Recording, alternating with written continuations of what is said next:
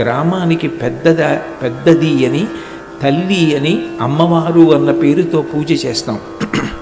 నిజానికి మా దేశంలో పురుషుడి కన్నా స్త్రీ ఎక్కువ అన్నారు.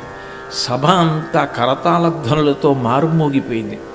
అంత గొప్ప వేదాంతవేత్త అయిన వివేకానందుడు తయారయ్యాడు అంటే ఎంతమంది నవ్వి అవహేళన చేసినా చిన్నతనంలో తల్లి చెప్పిన మాట వివేకానందుణ్ణి అంత గొప్పవాణ్ణి చేసింది.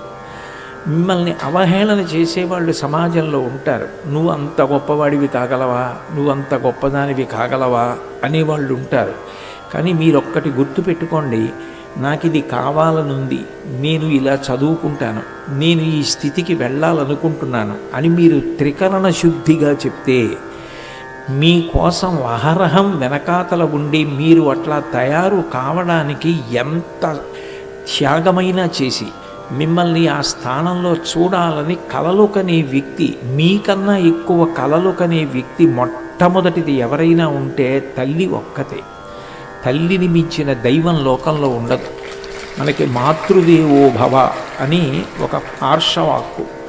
మాతృదేవో భవ అంటే అమ్మ రూపంలో భగవతి ఉన్నది అని, అంతేకాని అమ్మ భగవంతుడితో సమానము అని కాదు దాని అర్థం. మాతృదేవో భవ అంటే నువ్వు ఏ అమ్మవారిని గుళ్ళో చూసి నైవేద్యం పెడుతున్నావో, ఏ అమ్మవారిని గుళ్ళో చూసి నమస్కారం పెడుతున్నావో ఆ అమ్మవారే నీకు అమ్మగా ఈ కుటుంబంలో తిరుగుచున్నది. అమ్మవారికి నమస్కారం చేస్తే ఎంతో, అమ్మకు నమస్కారం చేస్తే అంతే. మనం ఈ లోకంలోకి వచ్చాము అంటే అమ్మ కన్నా గొప్ప వ్యక్తి అమ్మ లేనినాడు మనం లేవు. నిజంగా చెప్పాలి అంటే అమ్మ శరీరంలో మనందరం అంతర్భాగం.